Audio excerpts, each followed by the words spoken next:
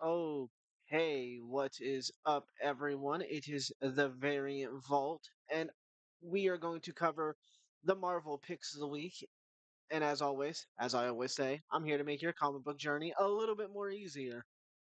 Let me do a few things really fast.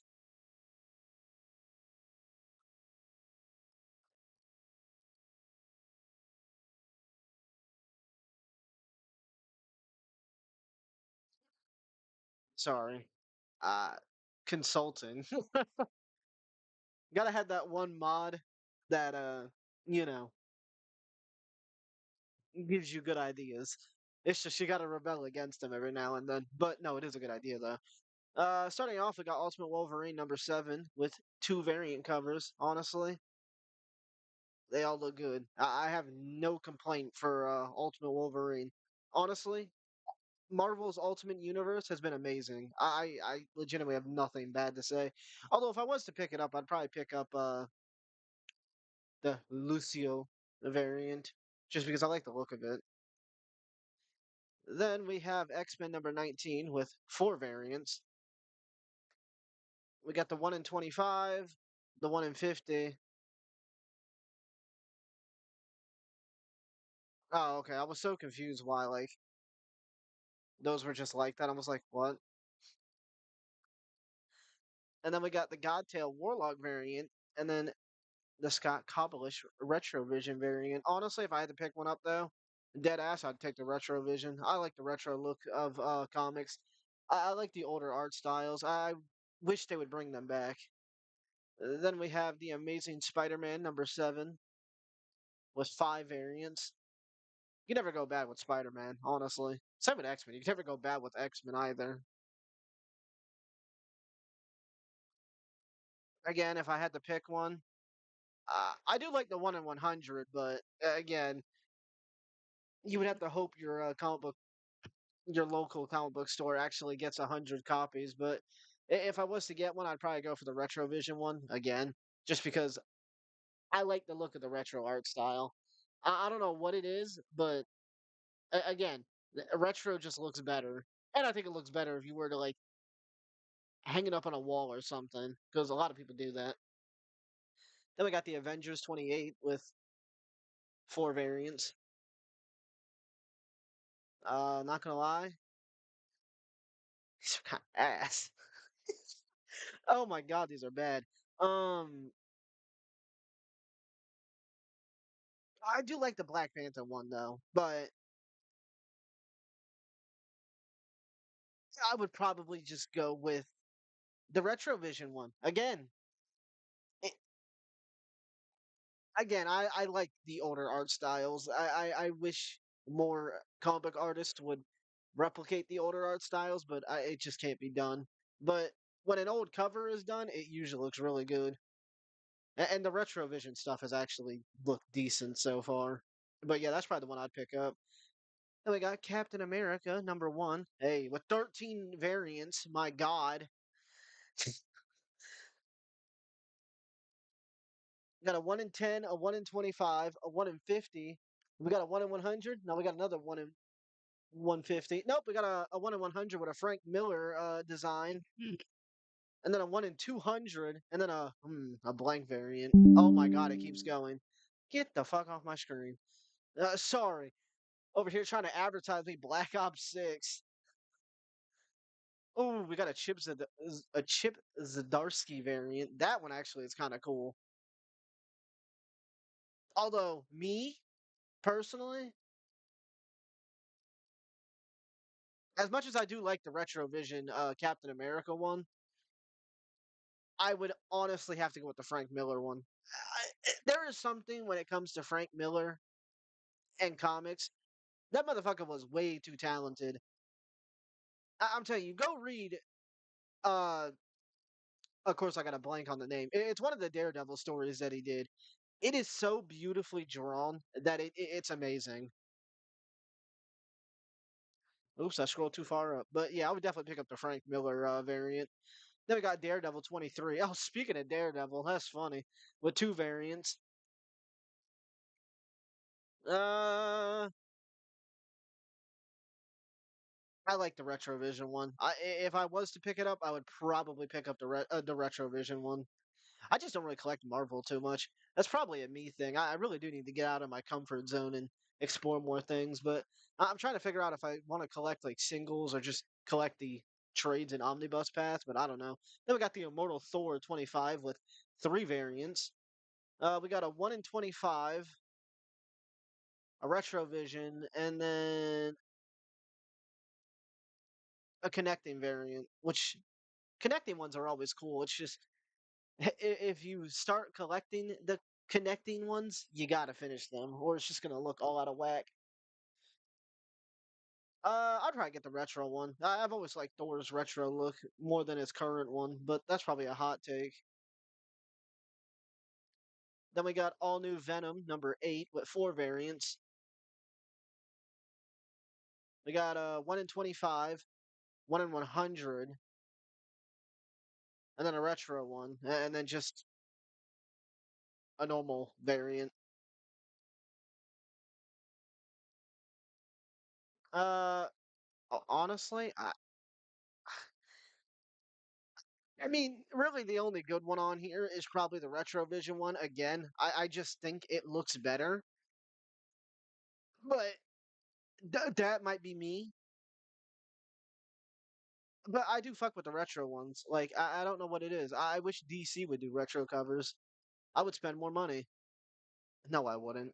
Actually, I might. Spider Gwen the Ghost Spider 15 with only one variant.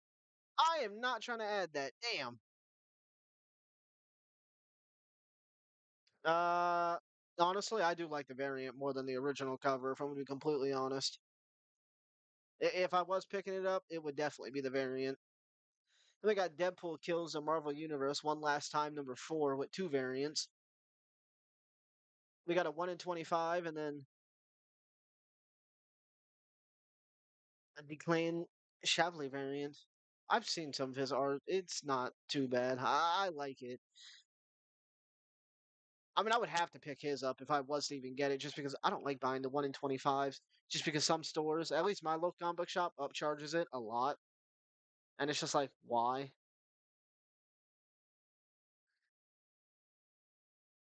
But again, that just might be a me thing. Then we got Godzilla versus Thor number 1 with 9 variant covers. We got a 1 in 25. Hey, Clayton Crane. Love his art style. I have almost every single Absolute Flash cover he's done. And oh my god, dude. If you want an artist to follow, other than Frank Miller, again, Clayton Crane does, current art style. If you want someone that does current art style, Clayton Crane all the way. Although it's a 1 in 25, though. It's like, damn. Then we got a 1 in 100. That one actually looks really good, too. Then we got the Marvel Universe variant. I don't like that one. One kind of looks fucking ugly. King of the Monster variant. That one's kind of cool.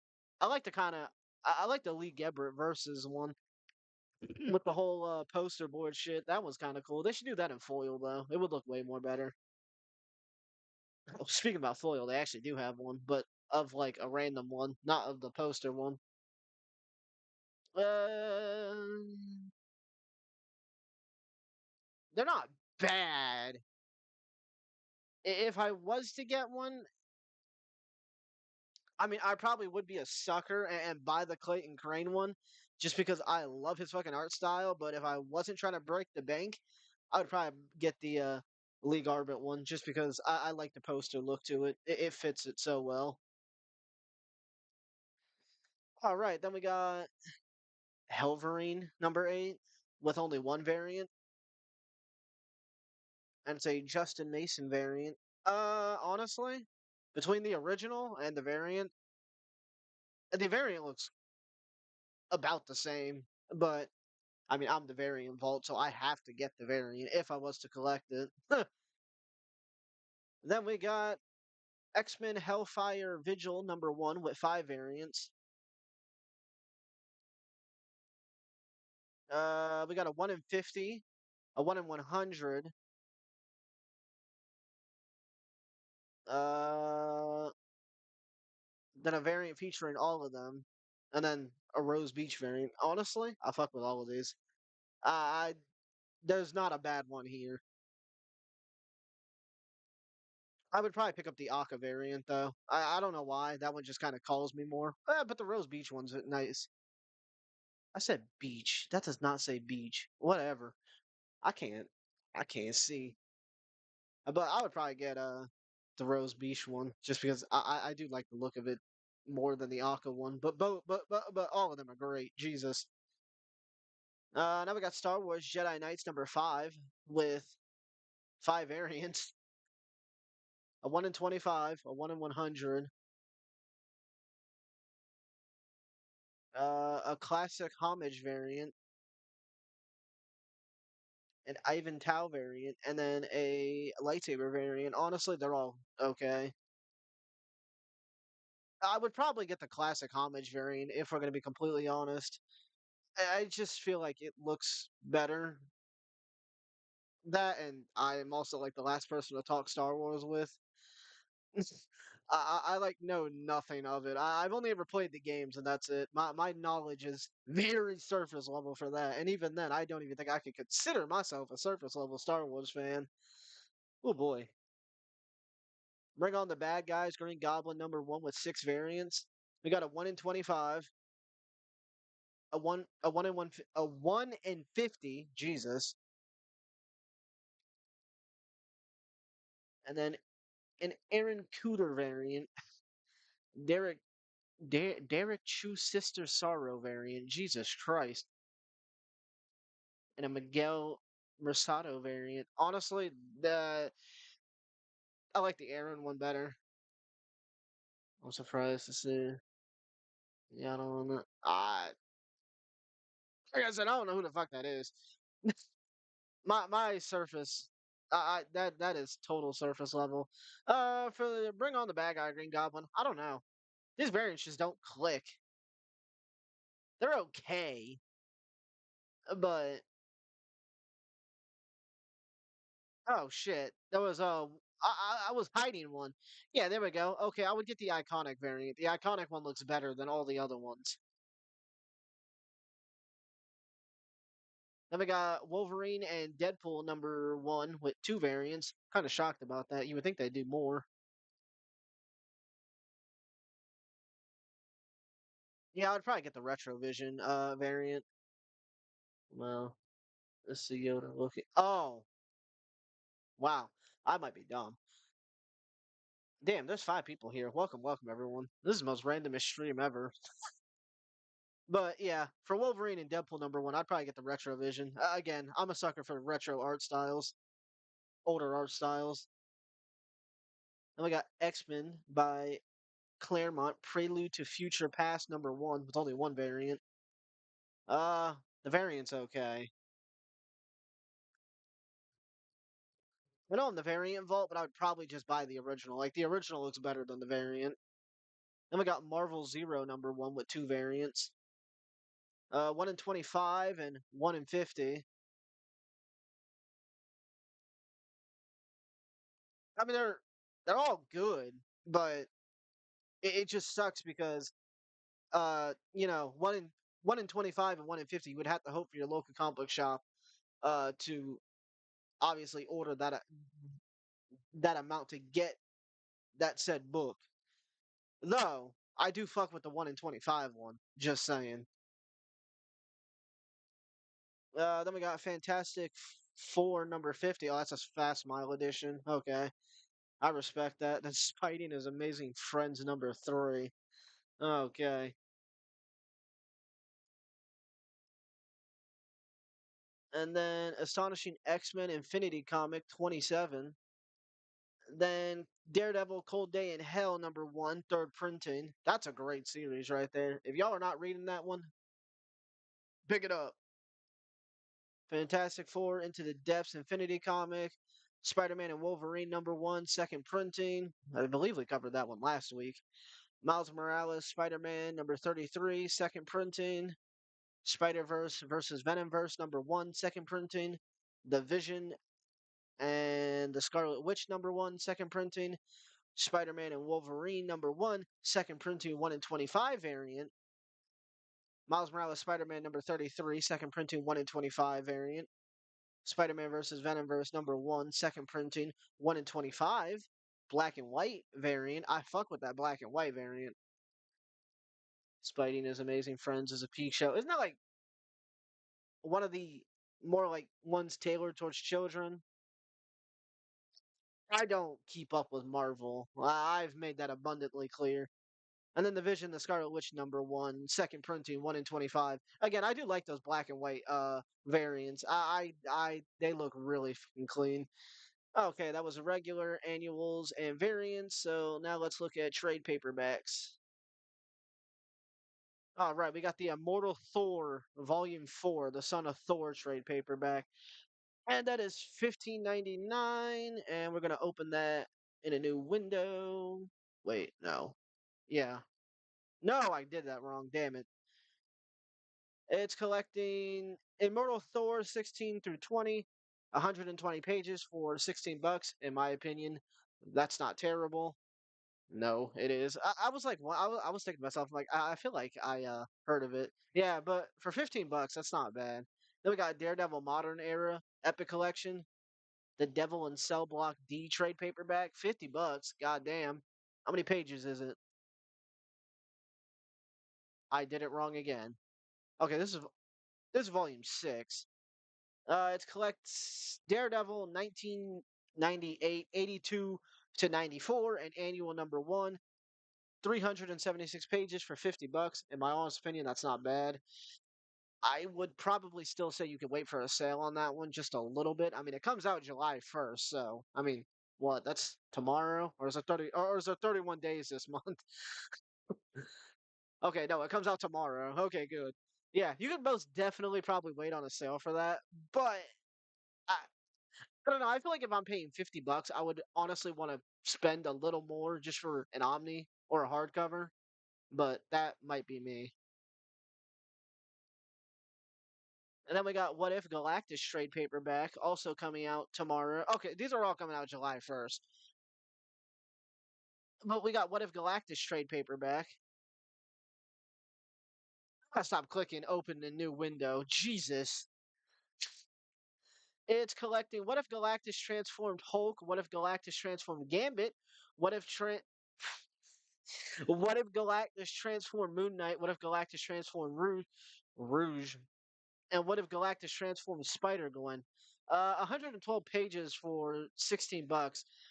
Again, that's probably not bad, but I've never really sat down and looked at the what if stuff, so I don't know if it's really that worth jumping the gun for 16 bucks. I've heard people praise some of the older what if stuff, but that was like very early shit. So it just depends on how early that's collecting. But I feel like for 15 for 112 pages, you could probably wait for a sale for it on Amazon or anywhere. Then we got Spider Boy Volume 3, The Dragon's Challenge trade paperback for 17.99. There we go. I finally clicked it right. And this is collecting Spider Boy 11 through 16, 136 pages for 18 bucks. I don't know if that's really worth it. Rogue, not Rouge. Oh, sorry. Well, pardon me. I just said it how it looked. Oh man. Uh, yeah. 136 pages for 18 bucks. I don't know. That one's not bad, but again, I feel like it's very little page content for $18.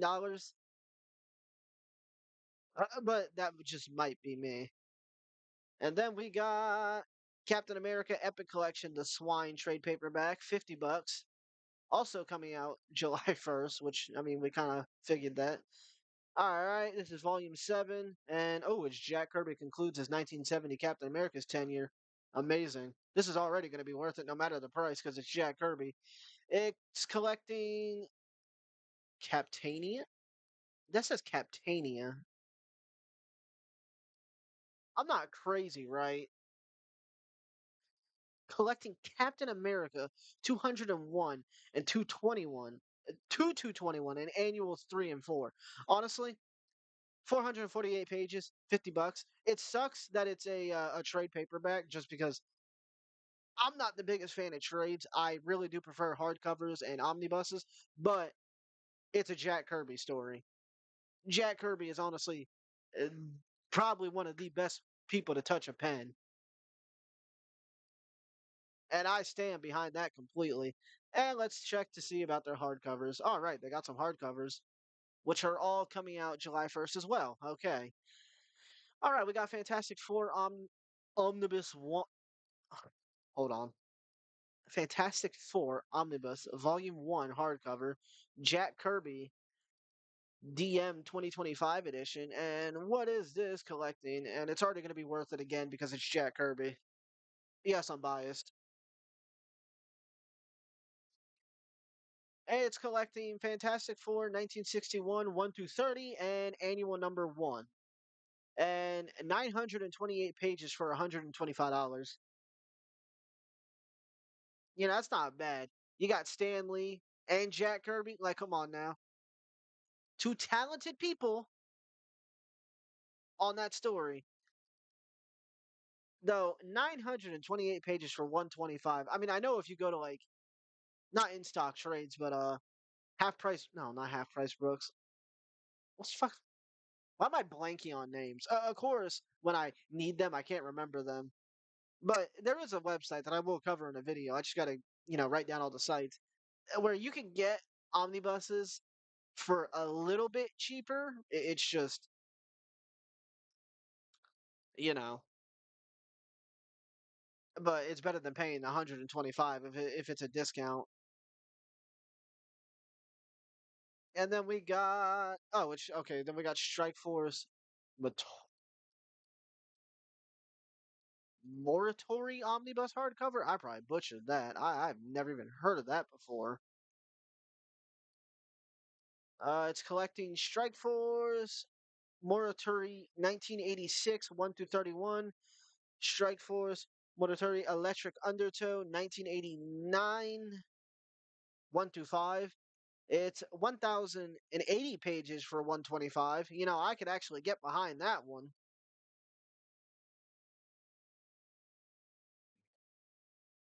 If I'm to be completely honest, for 1,000 pages for $125, that's not bad, like at all.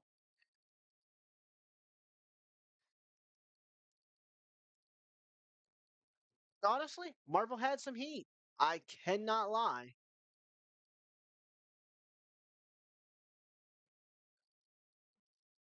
I don't know who's gonna have more this week. I don't know if it's gonna be Marvel or DC or Image. Could be Image. I guess we'll know tomorrow. But yeah, thank you for tuning in, everyone. That was it. That was the comic book of the week for Marvel and its trades and omnibuses. They got some cool shit coming out. I cannot lie. I really need to step up my collecting game and get into Marvel. Who knows? Maybe I'll start that soon. But yeah, thank you for tuning in, everyone. And yeah,